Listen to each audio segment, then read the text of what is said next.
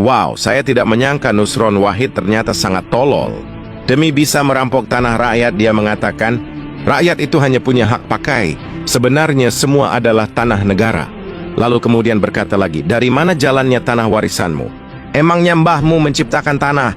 Sejujurnya saya tidak tahu apakah agar diterima menjadi menteri, dia membuang otaknya lalu menggantinya dengan kotoran. Sehingga pemikirannya bisa setolol ini. Okelah, kita berikan pencerahan kepada mereka. Syarat terbentuknya sebuah negara hanya dua. Satu, tanah atau wilayah. Dua, rakyat. Lantas di mana posisi pemerintah? Pemerintah itu awalnya tidak ada. Dan sebenarnya tidak perlu juga ada. Sebab pemerintah itu hanyalah sebuah organisasi. Apakah organisasi itu sangat penting? Jawabannya tidak juga. Apakah ketika sebuah organisasi bubar, maka rakyat mati? Jawabannya jelas tidak. Lantas bagaimana tiba-tiba bisa ada organisasi di tengah-tengah rakyat? Jadi ketika rakyat itu semakin banyak, maka mereka bermusyawarah untuk mempermudah kehidupan mereka, maka mereka membutuhkan para pembantu.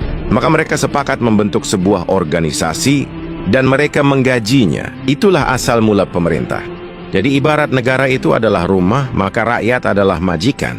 Dan pemerintah adalah pembantu alias asisten rumah tangga. Pertanyaannya, apakah pembantu rumah tangga itu perlu? Ya, perlu juga sih. Karena akan mempermudah kehidupan kita. Tapi apakah kita akan mati? Atau tidak akan makan jika pembantu tidak ada? Ya, jelas tidaklah. Kan kita bisa masak sendiri atau beli dari rumah makan. Jadi seperti itulah peranan pemerintah di tengah-tengah rakyat. Nah, masalahnya para pelayan di negara kita ini dari awalnya sudah sangat culas. Jadi mereka sering menyamakan pemerintah sama dengan negara. Disinilah awal mula kesesatannya. Sehingga mereka berpikir berarti tanah negara adalah tanah pemerintah. Boom, hancur sudah kan? Mereka salah persepsi. Lalu kemudian menggunakan persepsi yang salah itu untuk mengklaim apa yang bukan miliknya. Jadi perlu Anda ketahui pemerintah dan negara itu berbeda. Oke, untuk meluruskan pemahaman mereka, kita akan pakai istilah Yunani. Sebab Yunani adalah pusat filosofi dunia, di mana hampir semua konstitusi negara-negara di dunia itu diadopsi dari filsafat Yunani. Jadi negara dalam bahasa Yunani disebut hora. Hora artinya adalah tanah, atau wilayah tempat tinggal manusia alias rakyat, kampung halaman, atau negeri. Jadi ketika ada puisi berkata, negeriku yang indah elok permai, itu artinya adalah wilayah kelahirannya atau kampung halamannya.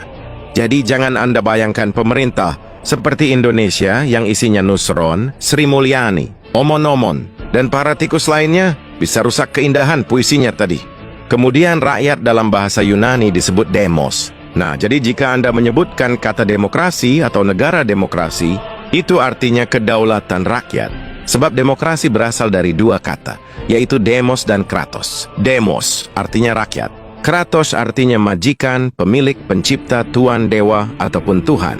Ini sejalan dengan filosofi Latin, yaitu Vox Populi, Vox Dei. Artinya suara rakyat adalah suara Tuhan, atau kehendak rakyat adalah kehendak Tuhan. Jadi ibarat negara adalah rumah, maka rakyat adalah penciptanya. Kemudian pemerintah di dalam bahasa Yunani disebut kifernisi. Artinya pelayan administrasi, ministry, ataupun pembantu rakyat. Jadi kata pemerintah sendiri, sebenarnya itu sudah sangat sesat. Karena pemerintah artinya adalah orang yang memerintah. Pertanyaannya, bagaimana bisa pelayan yang digaji memerintah tuannya? Ini kan sudah sangat sesat. Jadi kesesatan paradigma inilah yang membuat para pelayan rakyat itu semakin jauh dari fungsinya. Harusnya sebagai pelayan mereka berlutut pada majikan. Tapi sekarang akibat kekeliruan dan kesesatan, tiba-tiba kaki pelayan itu malah diletakkan di atas kepala majikannya. Jadi jika bangsa ini ingin selamat, maka kita harus melakukan revolusi kesadaran.